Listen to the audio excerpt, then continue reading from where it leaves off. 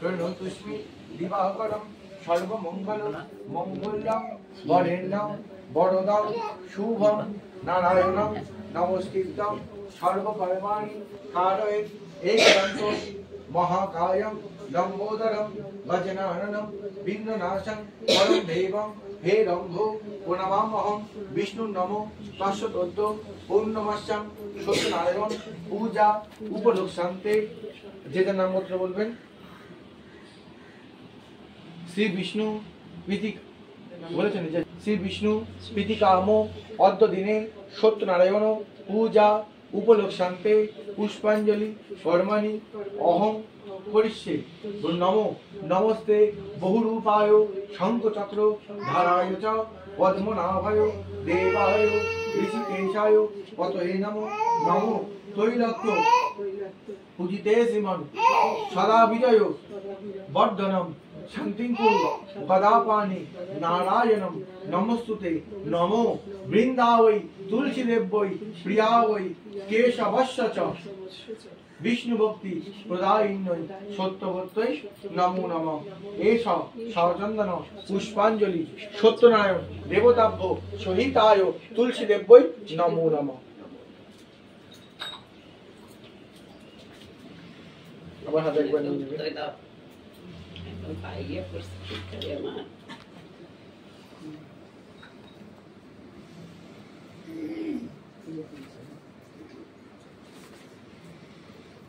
এই বেল পাতা দাও, এমন দুটো বেল পাতা দাও।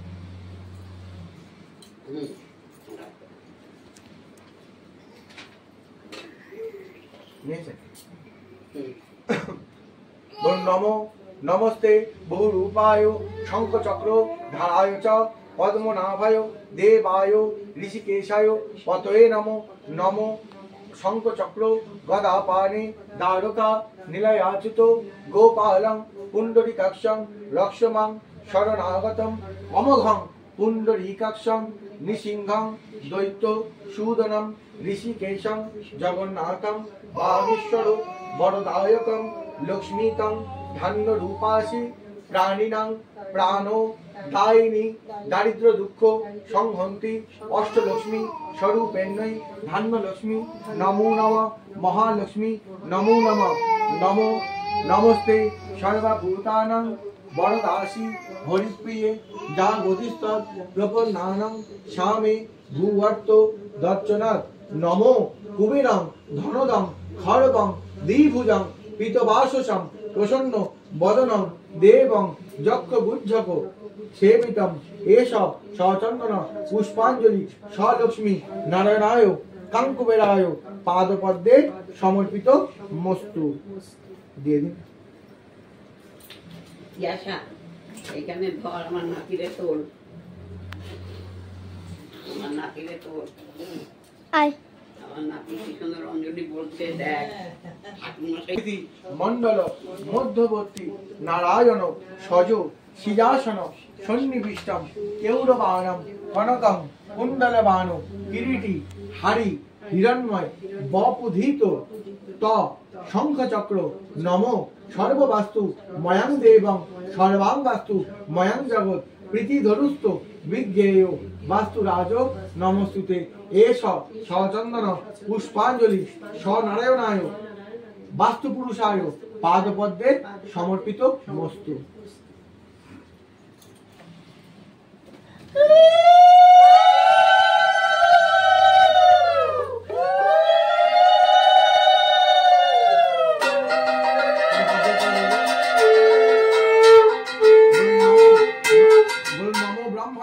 देवाय गो ब्राह्मण हिताय च जगद्धिताय श्रीकृष्णाय गोविंदाय नमो नमः।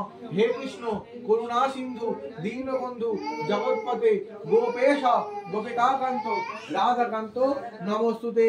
पापहं पापकर्माहं पापात्मा पाप संभव त्राहि मां पुंडरीकाक्ष सर्वपाप हरो हरि सत्यनारायण देवं वंदेहं कामदं शुभं लीलया विदतं विश्वं ज्ञानतस्मै नमो नमः।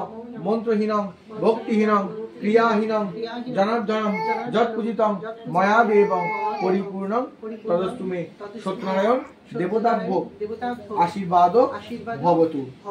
আচ্ছা, হাতে একটু এটা নিয়ে নেবেন, 5 মিনিট একটু বলবো। ওম তুলসী আর একটু ফুল হাতে নিয়ে নেবেন। ওম সত্যনারায়ণ পদ করিয়া বন্দন ক্রমে আমি বলিলাম যত দেবগণ বলিকালে শত পূজা প্রচার কারণ আবির্ভূত হইলেন দেবনারায়ণ। দরিদ্র ব্রাহ্মণ এক ছিল মথুরা, হে সুখ নাহি পায় কবু দুঃখ নাই যায়। একদিন সেই দিকে ভূমিয়ানগর কিছু না পাইয়া বিক হইল কাতর। বিকতলে বসিলেন বিশুদ্ধ মনে ভৌকন কাঁদিলেন বিকান জনে। দয়ানি হয়ে দেব সত্যনারায়ণ ফকিরের রূপে দৃঢ় দর্শন। দ্বিজগণ নারায়ণ শুনো মহাশয় কি কারণে কান্দিয়াছ বসে হেতায়। দ্বিজ বলে কি কইবে কইলে তো তোমায় ফকির বলেন যে গতি বাধায়। ব্রাহ্মণ বলেন তো ভিক্ষা মেয়ে খাই আজ না মিললে ভিক্ষা দুঃখ পাবি তাই। ফকির বলেন বিপ্র যাও নিজ ঘরে আমাকে পূজা দেবে ঢুকে যাবে দূরে। দ্বিজ বলেন নিতে বসে শিরা নারায়ণ তাপ করে ভিন্ন না করিব মেলে চতুরণ। ফকির বলেন হাসি শুনো দ্বিজ বলে পুরাণ করেন কিছু নাই মতান্তর। রাম রহিমে কবর নাই বেদাবে ত্রিভুবনে এই দুই জানিবে হয়ে। ইহা বলে চতুর্ভুজ হন জগন্নাথ সঙ্গ চক্র করা আবদ্ধ সবুজারি হাত। এই রূপ দেখে বিপ্লব পড়িল ধরণী করিল অনেক তবে গত গত পানি দেখিতে দেখিতে পুনঃ ফকির হইল। তাহা দেখে দ্বিজ বল আশ্চর্য মানিল। ব্রাহ্মণ বলেন প্রভু বুঝিব তোমায় পূজার পদ্ধতি বলে ধরি তর পায়। কইল ফকির শুনো শুনো দ্বিজ বল যে রূপে করিবে পূজা কই বিস্তার। গোধুম দানা দিয়া সোয়া শের গুড়া সহগণ্য পান সবক লম্বা সভা ছড়া সোয়া সেই চিন কিংবা ইক্ষু গুরু দিবে কিংবা দুটো দিয়া ভক্তিরে বুঝিবে। যত্ন করি পয়সা পূজা আয়োজন মিলিয়া বসিবে যত মহাভক্তগণ। পূজায় বিশুদ্ধ হয় শাস্ত্রের বিধানে পূজান দেবতা কথা শুনিবে যত নেই। প্রতিবীর বল যাবে ছিঁড়ে দিবে হাত নারায়ণ বলিয়া করিবে পানি পান। পয়সা লইবে পরে এই তো বিধান এত বলে নারায়ণ হইলেন তো ধান। ভাবে কথা কথা দিচ্ছ হয়ে হর্ষিত কিছু ভিক্ষা করে গিয়ে হন উপনীত। ব্রাহ্মণ শুনিয়া হস হয়ে তরানিত পূজা হেতু আয়োজন করে বিধি মতো। যথাবিধি পুজো দিচ্ছেন নারায়ণ পদ সত্যের কৃপা হইবে লাভিল সম্পদ। কাটুরিয়া কঞ্চল বিস্ময় মাইল ভক্তি সহকার দ্বিজকে জিজ্ঞাসা করিল। দ্বিজবর কহিলেন বিধান সমস্ত কাটুরিয়া পুঁজিবারে হইলে পরাস্ত। সিনিতে কইল তারা সে মতো প্রকারে দুঃখ কইল দূর আনন্দ করে করে। অতঃপর সদানন্দ সাধু একজন কাটুরিয়া সম্পদ দেখিয়া হৃষ্টমোহন জিজ্ঞাসা আদন্ত বৃত্তান্ত জানিল। শুনিয়া সাধুর মনে ভক্তি উপাজিল। সাধু বলে অপ্রতুল নাই অন্য ধনে কন্যা নাই দুঃখ তাই হয় সদা মনে। সদপি আমার এক জনমে তনয়া বিষ্ণুকে পুজিবাই আমি সিংহ পদিয়া। এত বলি গেল সাধু অঙ্গীকার করে যথাকালে জন্মে কন্যা পরমা সুন্দরী। সিংহ অঙ্গীকারের কথা সে সাধু বলিল আনিয়া সুপাত্র এক কন্যা বিবাহ দিল। কতকালে সাজাইল সপ্তম মধুকর যেমন সেই সাধু চলিল সত্তর। দক্ষিণ পাটনের রাজা নাম কলানিধি সেই দেশে সদাহ করে মিলাইয়া বিধি। সম্বদিয়া রয় তরণী চাপিয়া ভুল হইল তা সিংহ না দিয়া।